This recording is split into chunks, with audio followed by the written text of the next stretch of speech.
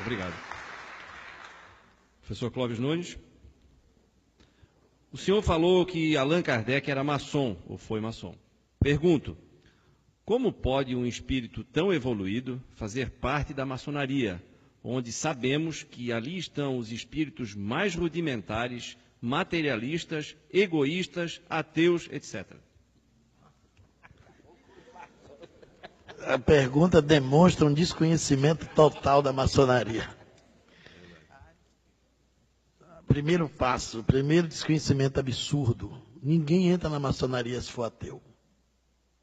Você só é maçom, só é iniciado na maçonaria se você crê em Deus. Se não acreditar em Deus, não entra na maçonaria. Veja que é o preconceito, né? A instituição é estigmatizada. O espiritismo também foi estigmatizado. A maçonaria é instituição de classe, gente. Tem nada a ver com coisa ruim. Os maçons todos são homens de bem. Um dos princípios da maçonaria é a família. Eles todos são filantrópicos. Onde tiver uma maçonaria no mundo, tem filantropia. Tem escola, tem instituição para amparar cegos, deficientes físicos. Eles são beneméritos da sociedade. Grandes revoluções históricas foram feitas pela maçonaria. Grandes seres foram maçons. Mozart foi maçom. Simão Bolívar foi maçom. O grande cubano, maçom, que foi responsável, e um professor fantástico, José Martí. E quando Cuba se libertou, ele disse a grande frase do mundo. Quando perguntaram a ele se ele estava feliz com a libertação da independência de Cuba, ele disse não. Minha pátria é a humanidade. E onde tiver uma nação opressa, eu não estarei feliz enquanto ela não encontrar sua liberdade. Andrada, o responsável pela Inconfidência Mineira, foi maçom. Leon Denis, o grande filósofo espírita, foi maçom até a sua morte. No Brasil, tem milhares de espíritas maçons. Muitos maçons. A maçonaria é a reunião, um encontro que reúne as diferenças. Tem católicos, protestantes, muito poucos, mas tem, espíritas, tem padres maçons ativos, empresários, tem judeus maçons. O único critério exigido para você entrar, crer em Deus. A maçonaria não é ateia. Então, isso é um mero preconceito. Allan Kardec foi maçom antes de ser espírita. O fato é que antigamente no século XIX, aí vai o período da cultura, os maçons tinham um codinome. Eles tinham um pseudônimo. E não se apresentava com o nome original. Do mesmo jeito que Dom Pedro I foi maçom, e a maçonaria foi responsável pela independência do Brasil, foi tudo arquitetado lá, como a Revolução também da Bolívia e outros grandes feitos da humanidade, foram conspirados na maçonaria. Tiradentes foi maçom. Tomás Antônio Gonzaga foi maçom. A Inconfidência Mineira toda foi maçônica. Então tem muitas coisas maravilhosas da maçonaria. E o grau 9º da maçonaria é um grau esotérico, onde se tem muito de espiritualidade. Eu não sou maçom, mas conheço a instituição. E fui numa loja maçônica em Curitiba, convidado para uma palestra. Uma loja belíssima, onde eu vi um dos poemas mais incríveis, em uma mesa de granito preto, e uma luz em cima, as letras cravadas no granito, embaixo o relevo, branco, e uma caveira perfeita, quase polida, belíssima. Tem gente que não acha beleza na caveira, mas essa era bonita. E na frente da caveira tinha um verso, e você lia assim: ó mortal que aqui me vês, nesse estado em que hoje estou, eu já fui como tu és, um dia serás como hoje sou. todo maçom tem o seu túmulo antecipado, devidamente cadastrado, para saber onde vai ser sepultado. Eles acreditam na vida após a morte. Eles chamam de Grande Oriente Eterno. É claro que é uma instituição toda simbólica.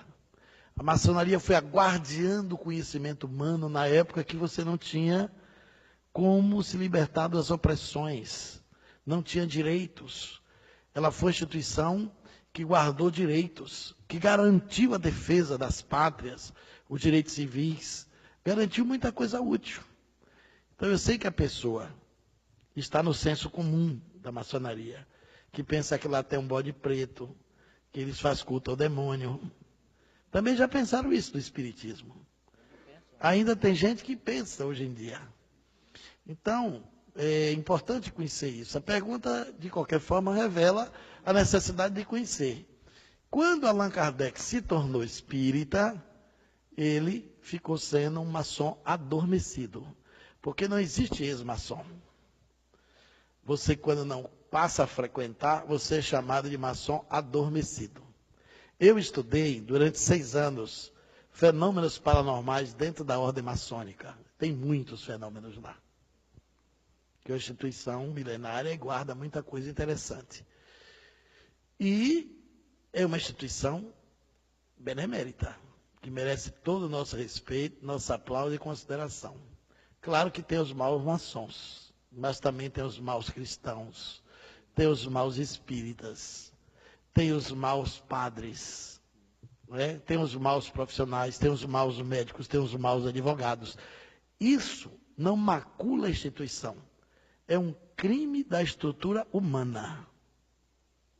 É um defeito humano que está em todas as posses e em todos os lugares.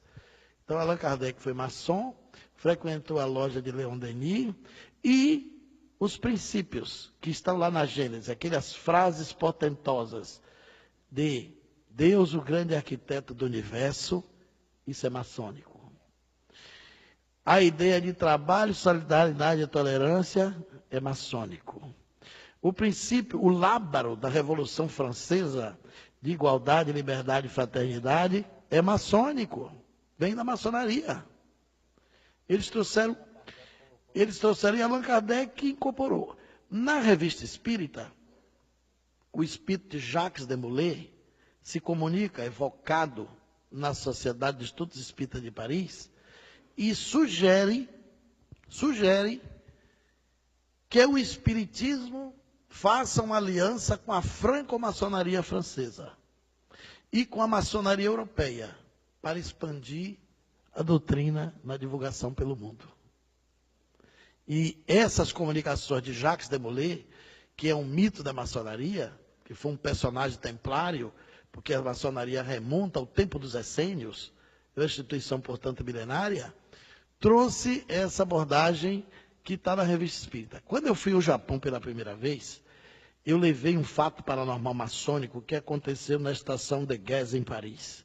Eu pesquisei esse caso na Rua do Lavradio, na Biblioteca Maçônica, no Rio de Janeiro, que é uma das bibliotecas mais ricas do Brasil. São vários andares repletos de livros que estão esgotados, verdadeiras preciosidades do conhecimento literário em língua portuguesa. Só tem livro bom, portentoso. A história de Valdomiro Lorenz, que eu acabei de contar há pouco, eu li na Biblioteca Maçônica, comentava aqui antes da pergunta, Valdomiro Lorenz era maçom. E era espírita, e médium, e professor de Esperanto. E o maior filantropo que tinha na época. E eu descobri nessa biblioteca uma história poderosa. Como eu ia para o Japão pela primeira vez, eu queria chegar com um fato interessante.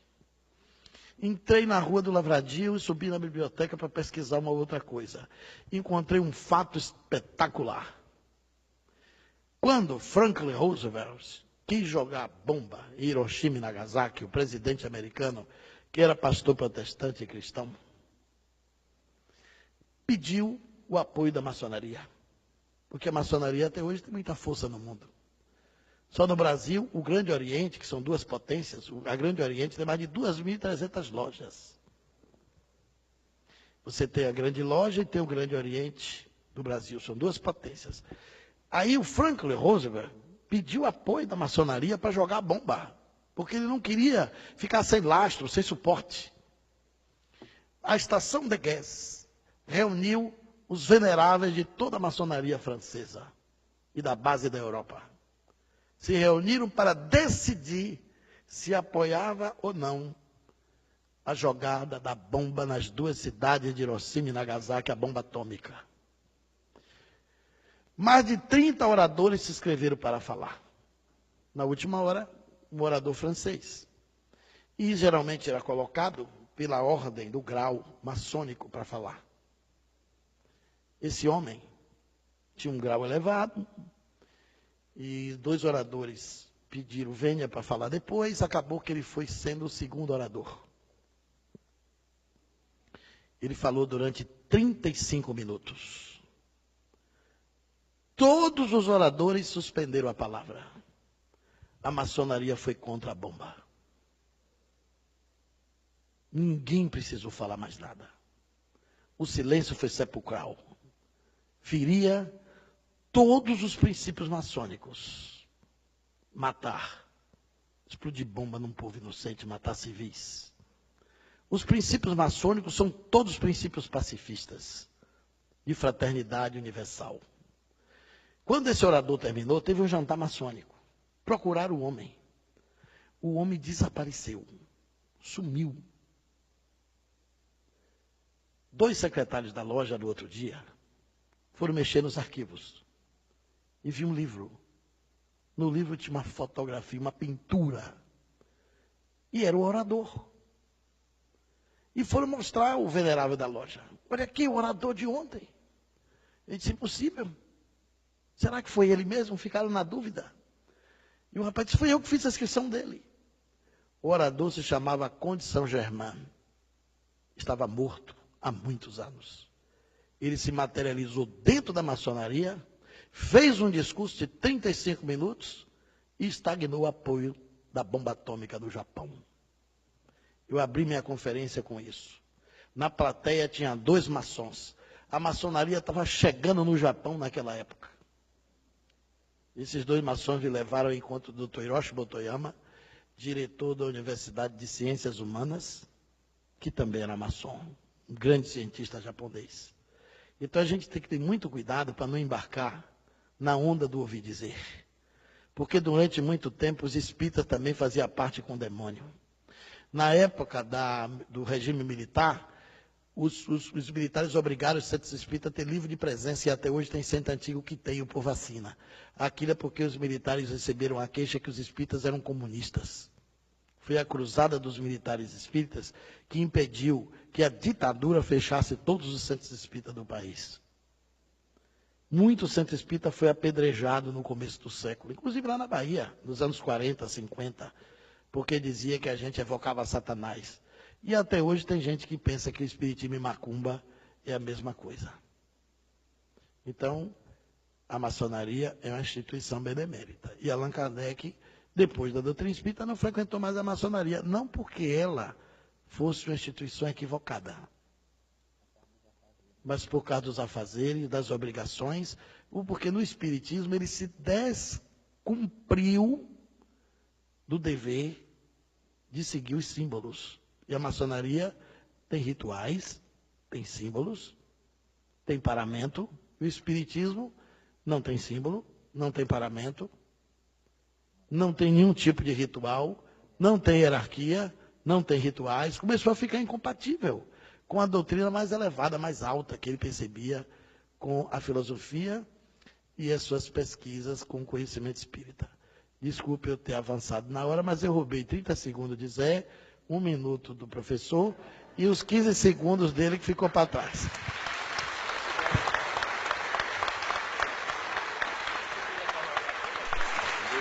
Eu queria só fazer um complemento, porque, isso aqui, olha, não é uma biblioteca ambulante.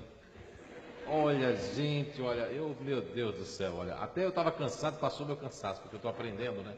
A gente está sempre aprendendo. Eu queria fazer só uma alusão, eu não conhecia a maçonaria. Eu via muito falar, ler e tudo mais. E o ano passado, acho que foi o ano passado, né? Foi eu, você e Débora. A gente foi receber um convite de uma loja para dar uma palestra por causa de um livro que atiçou muito eles, que se chama o livro Arqueologia do Ser, né? Que eles estudam inclusive lá. E nós fomos convidados a uma palestra e tudo mais, tinha que ser convidado, foi o pessoal. E eu tinha uma curiosidade muito grande, né? Olha, acreditem que lá eu dei uma das melhores palestras da minha vida, não foi? Foi até eu que sou crítico de mim mesmo, que eu nunca... Foi um negócio fantástico, a energia. Meu, aquilo ali, aquelas pessoas estudando, eles estudam, eu não vi nem bode preto que me disseram. Não é? Eu não vi ninguém dizendo que tinha que matar uma pessoa, pelo menos por mês, né? Não é? Desencarnar ninguém.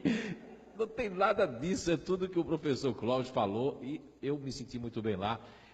Isso é uma grande verdade, mas é um mito que as pessoas criam, não é? Eu tenho um irmão meu que é evangélico, que ele diz que a maçonaria é coisa do demônio, do diabo.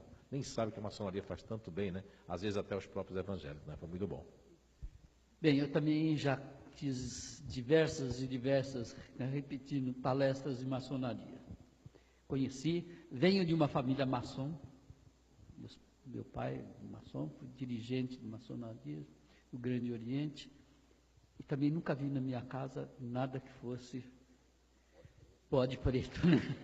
Aliás, na realidade, o bode preto já é expiatório mesmo. Viu?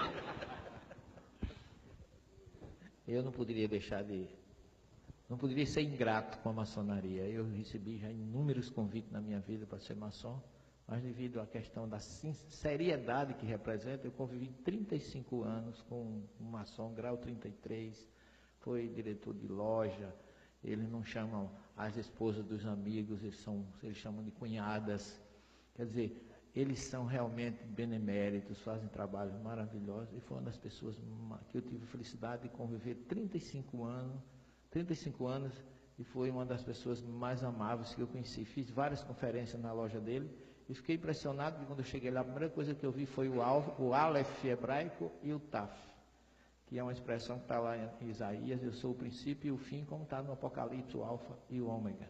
E ele escultou também a Arão, irmão de Moisés, que é o representante da espiritualidade no judaísmo. Então é uma instituição que, até onde eu conheço, muito séria, muito respeitável, e que nós espíritas jamais poderemos pensar ou ter esse pensamento da maçonaria.